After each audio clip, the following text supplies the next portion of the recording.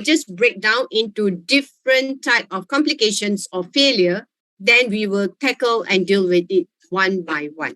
So one of the first one, as we have seen from the research paper, is decementation, cementation failure. Why do we have cementation failure? Short clinical crowns to start off.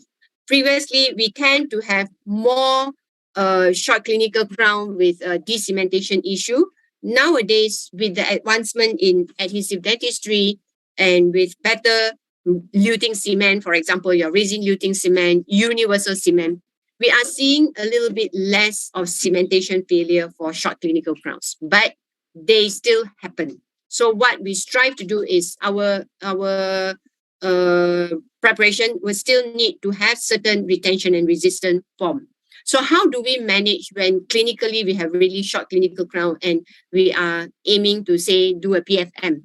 So we can do crown lengthening or orthodontic extrusion. So I'll share a case in a short while and see how we apply crown lengthening to enable us to have good height for our crown preparation. And poor cementation technique as well. It's very important to understand the cement that you are using. You need to be able to maximize the property of the cement. For example, if you are using an auto mix system, you need to be able to bleed it a little bit first before you use the cement. If you are using a hand mix, for example, if you are using U200, then the amount that you dispense needs to be equal and your nurses needs to be able to mix it properly. A lot of time, improper mixing cause reduced physical property of your cement. And it could be contaminated materials as well. You know, for example, again, back to the auto mix system, if you contaminate part of it is already partial set. Then the full property of the cement will not be maximized because part of it is already set already. So it will not give you that amount of adhesive that you would like to have. Or delay in cementation.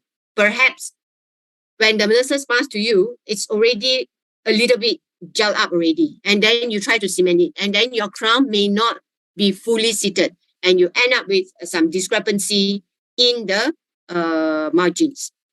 Or wrong choice of cementation material as well. At the moment, in the market, the three most common luting cement is first, the resin luting cement. The proper resin luting cement that has the highest bond strength. So you use this category of cement to cement resin bonded bridges, crowns that has very minimally retentive property. You also have resin cements specifically for veneer, which is light cure and not dual cure. And the second category is what we call a self-adhesive or universal cement. For this category of cement, you do not need to prep your tooth. You need not etch and put bonding agent. So this category of self-adhesive cement or so-called universal cement, you can use it for PFM or other restorations that have reasonable retentive property, enough crown height. So this group of cement, once you mix the catalyst and the base, the pH goes down to around 2.7, 2.8. So it lightly etches the tooth surface. It acts like what you have for the bonding agent, the self-etch non-rinse type of principle. Once it's set, the pH goes up to almost neutral. So this is the second category. The third category is either GIC or RMGIC. Personally, I'm not a big fan of GIC. Reason is because it is a weak cement. It is a brittle material. So a lot of time it may crack and fracture under your occlusal load. Although people say, okay, GIC have anti-caries property because of the releasing of the fluoride. But have a think about it. It's underneath the crown. So at the margin, if you do not have regular supply of fluoride, they may not work. That's one thing. Another thing is RMGIC is set hard in a resin.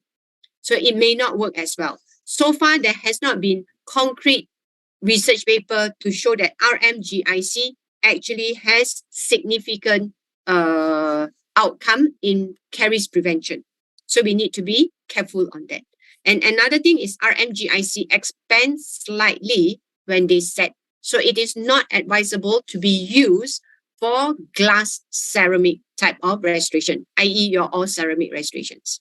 All right. And then another cause for cementation failure could be over-tapered preparation, poor control of occlusion. This is important, especially for prostheses that have very minimum retentive property. For example, your resin bonded bridges, your cantilever bridge. So for resin bonded bridges and cantilever bridge, you do not want to exert occlusal force or occlusal stresses on excursive movement. So when I mentioned that is on the pontic. So for example, you have a lateral incisor that you cantilever or use the canine as the retainer or abutment. Then your lateral incisor as a pontic, you don't want to have any occlusal contact when you do your anterior movement, when you do your protrusion. This is what I mean by no excursive forces on the pontic itself. And then again, back to the resin bonded bridges, the casting, if you are using base metal, the casting itself needs adequate thickness, minimum 0.7. So if you have occlusion with the lower, you may want to do enameloplasty for the opposing tooth to give you that space. Otherwise, thin metal will flex